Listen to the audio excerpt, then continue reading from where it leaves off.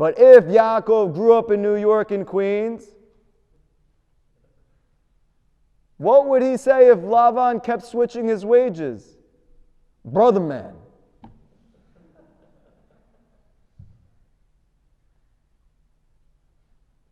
I'm going to let this guy hurt me? I'm out. Scream at him, make a whole thing, out, done, move on to the next job. It happens again, done. You're 20, you're 25, you're 30, you're 35, you're 40. It never helped. You're married, my wife's going to do that to me, done, out. I've never seen such a high divorce rate in my life besides this community. Everyone is getting divorced at every moment. Why? She wronged me. She hurt me. She's taking advantage of me. Who are you? Who are you? You're nothing.